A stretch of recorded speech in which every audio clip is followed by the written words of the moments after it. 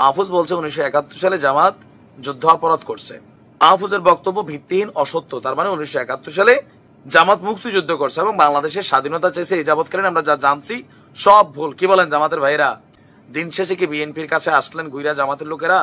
আর BNP তো এতদিন এটাই করতেছে যেটা কিংস পার্টি, এই উপদেষ্টারা এরা তলে তলে বৈশাখ দল বানাচ্ছে, নির্বাচনের জন্য প্রস্তুতি নিচ্ছে, সরকারকে ধুইয়া ধুইয়া পানি খাচ্ছে। এগুলো তো বিএনপি এতদিন বলতেছে। বাট আপনারা তো এতদিন জাতীয় নাগরিক পার্টির ভাষায় কথা বললেন, মাহফুজদের চরম মিত্র হিসাবে দেখলেন।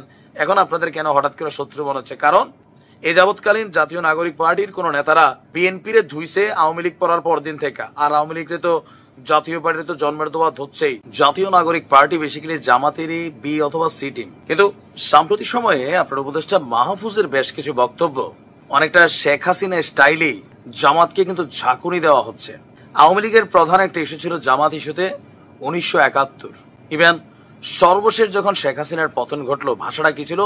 রাজাকার। তৎকালীন প্রেক্ষাপটে আমরা কাদেরকে রাজাকার ডাকতাম? তারা 1971-এ বাংলাদেশের স্বাধীনতার বিরোধিতা করেছিল। সেই প্রেক্ষাপটকে ঘুরা ফিরা বিএনপি তো আনছেই। এখন আমরা দেখছি খোদ সরকারের মধ্যে থাকা উপদেষ্টা মাহফুজ তিনি আনছেন একের পর এক মব ইস্যুতে। ঢাবি ছাত্র শিবিরকে নিয়ে বক্তব্যের পর আরেকটা বক্তব্য দিয়েছিলেন, এবার আসছে ফাইনাল আরেকটা বক্তব্য। মাহফুজ বলছেন জামাত যুদ্ধাপরাধের সহযোগী ছিল। কোন যুদ্ধাপরাধ? আচ্ছা, তার এই বক্তব্যকে ঘিরে জামাত ইসলাম বাংলাদেশের যিনি সেক্রেটারি আছেন এবং সাবেক এমপি অধ্যাপক মিয়া গোলাম পারোয়ার এক হাত নিয়েছেন মাহফুজকে। তিনি বলছেন গত 12ই মার্চ অন্তর্বর্তী সরকারের তথ্য উপদেষ্টা মাহফুজ আলম তার ফেসবুক স্ট্যাটাসে লিখেছিলেন জামায়াত যুদ্ধাপরাধের সহযোগী ছিল। তো জামাতের এই আমির তীব্র নিন্দা এবং প্রতিবাদ জানাচ্ছেন তার এই ভিত্তিহীন এবং মিথ্যা বক্তব্যে। বিস্মিত হয়েছেন, আমরাও বিস্মিত হই অনেক কিছুতে, যে 1971 সালে কি তার মানে জামাত আসলে মুক্তিযুদ্ধই করছে নাকি যুদ্ধ ছিল? মাহফুজ বলছে 1971 সালে জামাত যুদ্ধাপরাধ করছে।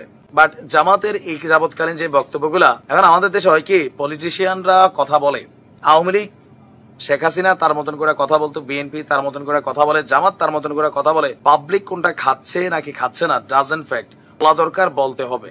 বিষয়টা মনে হয় এরকমই। তিনি বলছেন মাহফুজ আলমের বক্তব্যের জবাবে আমি স্পষ্ট ভাষায় জানাতে চাই তিনি জামাত সম্পর্কে ভিত্তিহীন এবং অসত্য বক্তব্য দিয়ে একটি প্রতিবেশী দেশের গুপ্তচর কারাবন্দী শাহরিয়ার কবিরদের ভাষাতেই কথা বলছেন। মানে মাহফুজ আলম ভারতের চর অথবা রয়ের এজেন্ট, এটাই জামাত বুঝাতে চাইছে যে তিনি কথা বলছেন ভারতীয় গুপ্তচরদের ভাষায়।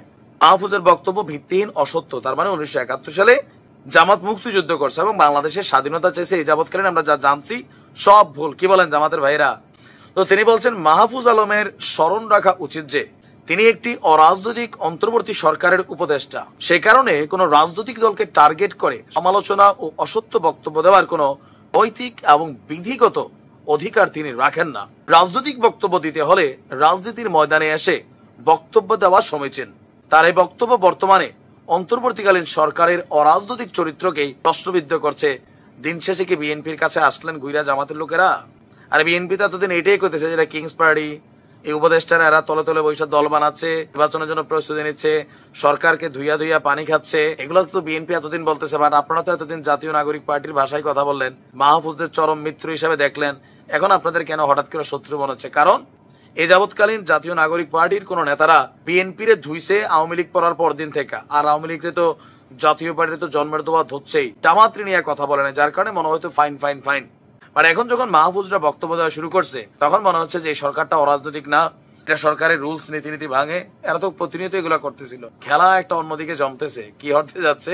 যারাই মিঠাই মন্ডা খাওয়ার চিন্তা করছিল বিএনপি এবং জামাত, শেষে কার ভাগ্যে যে কি আছে এটা এখন বলা বড় মুশকিল। Finally doctor Muhammad Yunus meticulous planner, Sheikh হাসিনার ভাষায়। বাট আমরা বিশ্বাস করি তিনি নোবেল বিজয়ী আর 2-4-5টা নোবেল পাবেন।